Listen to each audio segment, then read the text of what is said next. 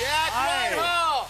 Jackie, it's great to see you again. It's lovely to be here. Welcome back. I know you have stories. I want to ask you about this because you just came back from the Super Bowl. Oh my God, yeah, the Super Bowl. Now, yes, now, do you know what that is? Yes, I am now. I was under the impression that I was attending a Rihanna concert, but yes, some football did break out sporadically. I've got to say as well, Philly fans, they can put their alcohol away. Yeah, yeah. Oh my God! They know how to do it. I've never seen anything like it. 10 o'clock in the morning. I was like, I'll go there early, I'll soak up some of the atmosphere. There was a Philly fan in the jersey and the face paint, big tall boy of lager, peeing up against the wall. Go, fly, Eagles, fly! Yeah. And I have to say, the men weren't much better. It was... No, I didn't know that. Oh, my goodness. I'm peeing against the wall.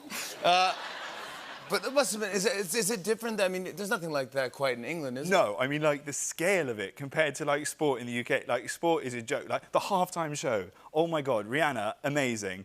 In England, when you watch, like, the Premier League, our halftime shows, they just put on, like, Neil Diamond's Sweet Caroline and send out the mascot. And you have Rihanna doing, like, a full-blown concert with hundreds of dancers and fireworks and a light show.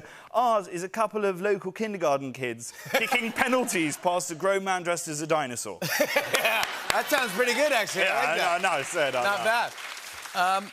Yesterday was Valentine's Day. And did you get a chance to celebrate with your girlfriend?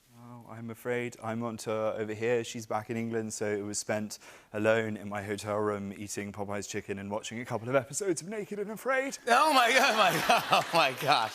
Are you a romantic guy? Yeah, I mean, I'm quite a romantic person. She sent me gifts as well. She sent me some nice gifts, yeah. But she just buys me passive-aggressive presents now. So, like, it was just like a load of toiletries and cleaning products because she thinks that I won't wash when I'm on tour. And she like, has a habit of doing this. She did it actually at Christmas. She bought me something called the Manscaper. Are you aware of... are you a manscaper yourself? I'm way past that. I don't know. What? That surprises me. I look at you and I would be like, this guy is like a dolphin from the neck down. You look so smooth. You must manscape. In some ways, I am.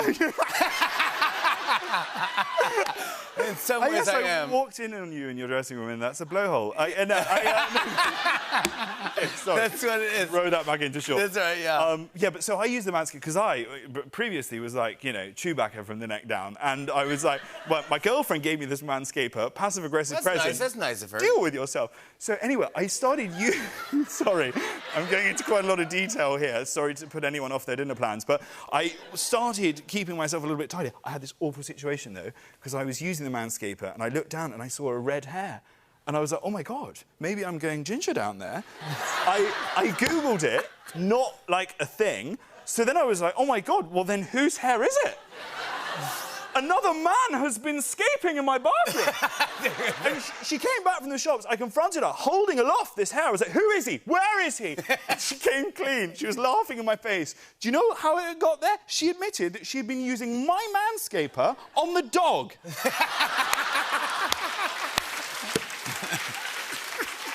Yeah. Unacceptable. Oh, there you go.